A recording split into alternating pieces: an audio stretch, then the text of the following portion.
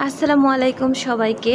আজকে গ্রীষ্মকালীন অনেক মজাদার একটি সবজির ইউনিক একটা রেসিপি রান্না করেছি। এটা হচ্ছে পটল সুন্দরী।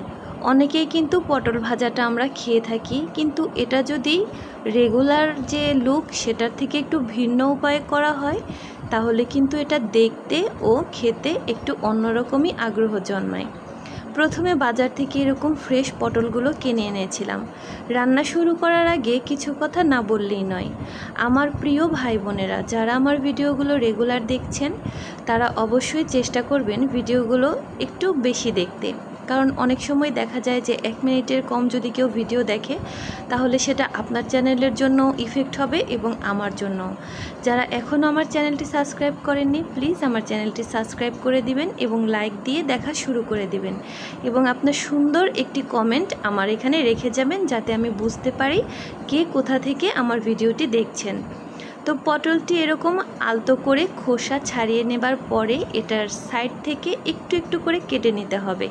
আপনারা যারা ছুরি দিয়ে কাজ করতে অভ্যস্ত তারা অবশ্যই ছুরি দিয়ে করবেন। আমি কিন্তু বটি দিয়ে কাজ করে বেশি অভ্যস্ত, আমার এটাতেই বেশি ইজি লাগে, তাই আমি এটা বটি দিয়েই করে নিচ্ছি। পটলটাকে আস্তে করে ধরে এরকম সাইড থেকে একদম চিকন চিকন করে কেটে নিতে হবে, তবে খেয়াল রাখতে হবে যাতে করে দুপাশের যে কাটা সাইডটা একসাথে মিলে না যায়, তাহলে পটলটা ভেঙে যাবে। আলতো করে এরকম করে দুপাশ থেকে কেটে নিতে হবে।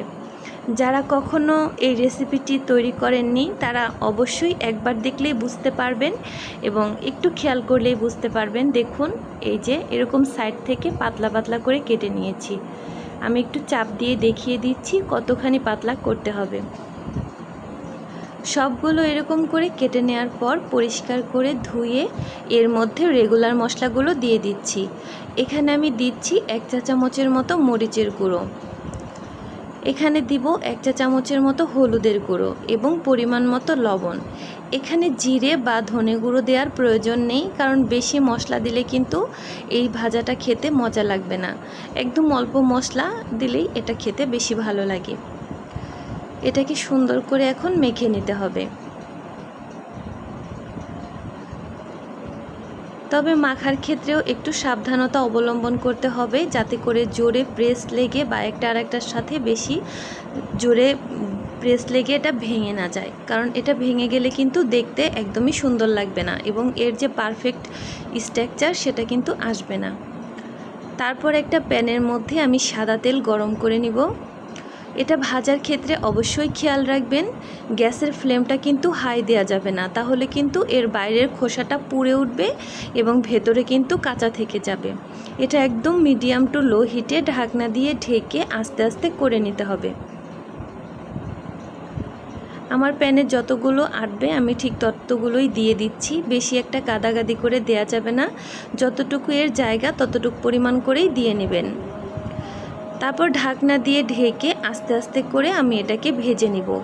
কিছুক্ষণ পর দেখা যাবে পটল থেকে কিন্তু পানি বের হয়ে যাবে, এর কারণ হচ্ছে ঢাকনা দিয়ে ঢেকে দিয়েছি আর এই পানি দিয়েই মূলত এটা সুন্দর করে সেদ্ধ হবে।